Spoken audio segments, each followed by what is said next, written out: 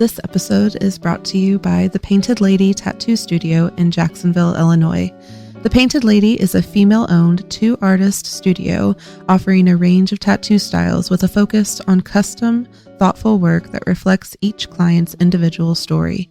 Beyond tattoos, the Painted Lady is also a creative space and growing curated shop, featuring handcrafts, yarn, art supplies, and a constantly expanding selection of materials and goods for makers and artists.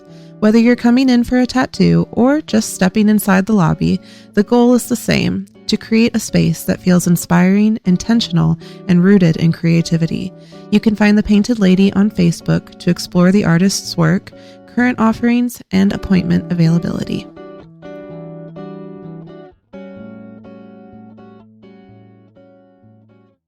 Welcome to the Pokes and Purls podcast. I'm your host, Lindsay, coming to you from West Central Illinois, where I live with my family, our 3 cats, and our dog. I'm a knitter, crocheter, painter, and occasional sewist. Professionally, I'm a tattoo artist and co-owner of a studio that also carries yarn, craft supplies, and a growing collection of things that we find inspiring. This podcast is a space for creativity, process, and the lives of artists and makers, sometimes just between me and you, and sometimes with guests. So grab a cup of something, settle in with your project, and I hope that you enjoy the episode.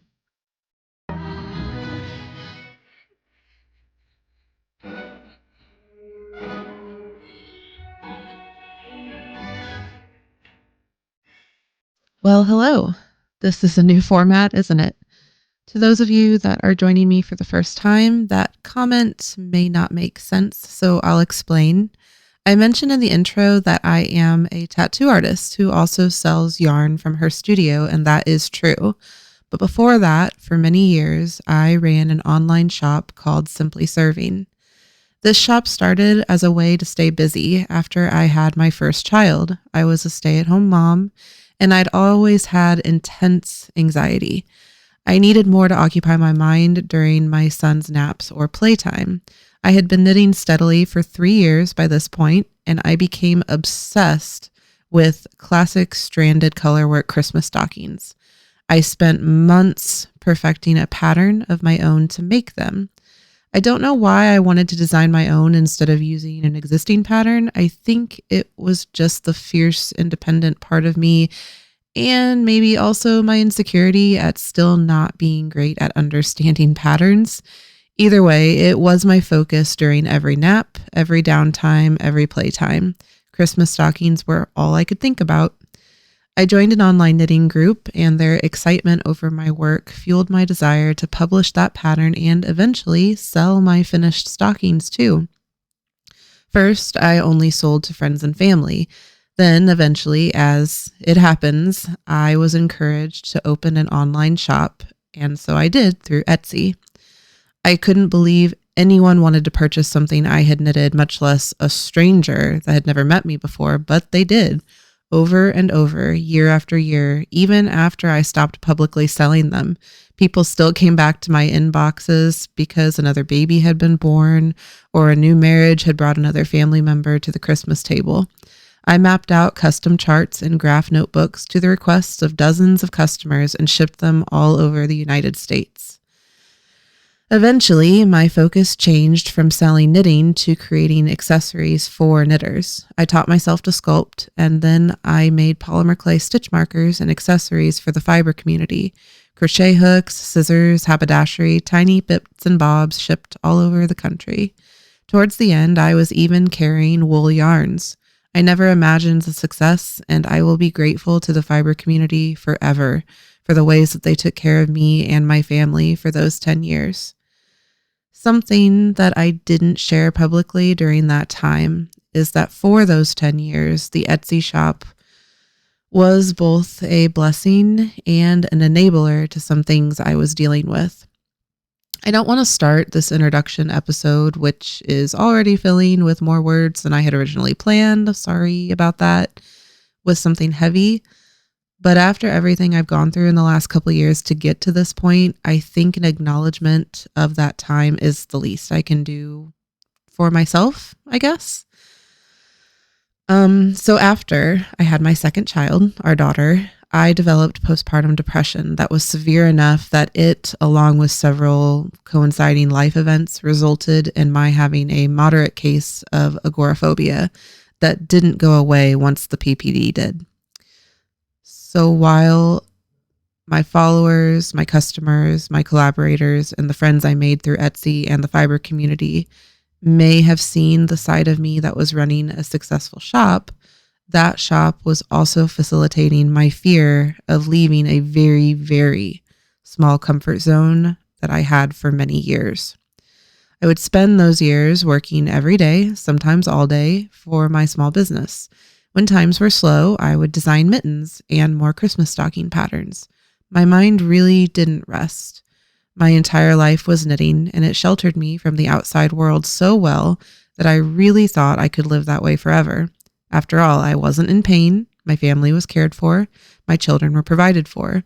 I worked with other incredible makers, developing ideas and collaborations and feeling like I was a part of a community that I knew, if I was being honest with myself, I wasn't actually brave enough to be part of in real life. I lived, for all intents and purposes, online. As we all know, once COVID hit, that was a great advantage, but it didn't stay that way. Flash forward to 2023. My shop had been steadily declining as the country and the world slowly recovered from the pandemic. Each year became a desperate race to the next idea, the next big release that would pull my shop up and keep me from, at all costs, working outside of the home again. That fear consumed me. My husband was patient, but every slow season, we would have to have the conversation that I dreaded. I was going to have to consider what would happen if the shop could not get back on its feet. By this time, we had a mortgage, we had 2 car payments, we had 2 children in school, we had medical expenses. We were doing adult things, even though we didn't feel like adults. And it was becoming increasingly obvious that my issues weren't small ones, and I needed therapy. The time came, and I'm so thankful I had the support I needed when it did. My sister was kind enough to give me a job at a daycare on the outskirts of the town I lived in. It was just close enough. A baby step. It was brutal, and I panicked nearly every day, but I did it. However, it wasn't enough to sustain us, and I knew I was going to have to look for other options, and soon.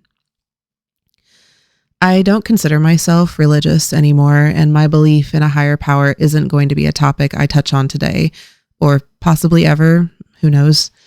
But this is definitely one of those moments where someone would say, when one door shuts, another opens. Or at least that's how it felt at the time. Because enter the scene, this is all very dramatic, isn't it? A local tattoo shop saw my art online and offered me a tattoo apprenticeship. I don't want to talk about the first studio I worked at right now, so I'm not going to. But I will say, in my life, anytime a big change had to happen, it had to happen by fire. I had to be burned, scorched, and desperate enough for the next step to take it. If not, then I wouldn't move. I would stay where I was for 10 years, and I would atrophy willingly, gladly. As much as I resent the trials I've faced, the abuse I've suffered, the agony of the anxiety that I have lived with my entire life, I do wonder if I would have been my own downfall without all these things to push me to do the next right thing. That's a Frozen 2 reference. Did you catch it?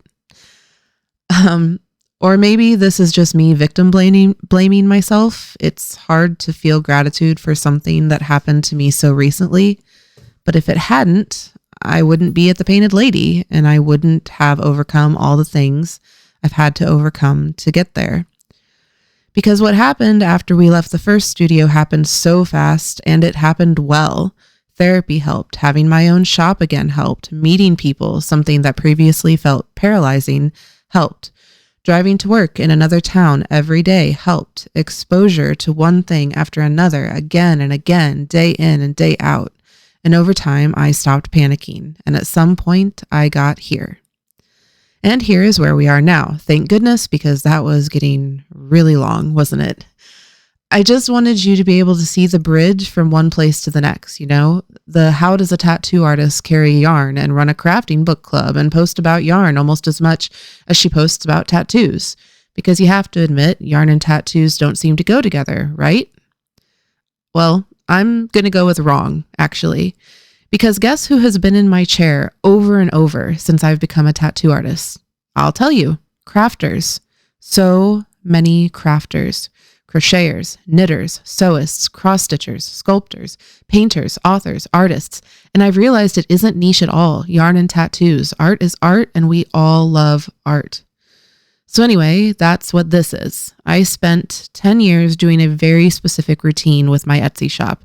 Create, post it, and then make it personal by doing a YouTube or vlog or podcast, like on YouTube, But I struggled to keep up with YouTube because of the aforementioned anxiety and the process of making sure it looks aesthetic or that I look aesthetic, or you know how YouTube is.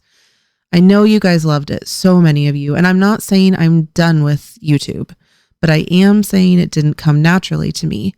This feels more natural. So far, I've only done 15 minutes of it.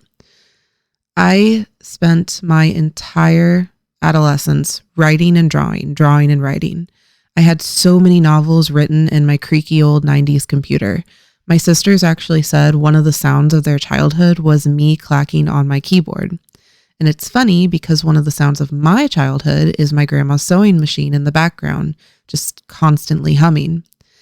And those have something in common too, Both of those memories were of someone creating, and it stuck with us. So why did it stick with us? Because creating matters. It makes us feel brave. It makes us endure and take the next step, and it carries on to the next generation and the next. And so that's what I want to talk about in this podcast. And I want to talk about it to other people too. And I hope you guys will come along with me because I'm really excited to bring you. And until then, thank you for listening to me. And I hope this made sense. This was the introduction and it didn't have a structure, but I promise my episodes will have structure. In between now and then, let me know what you're making. I want to know all about it.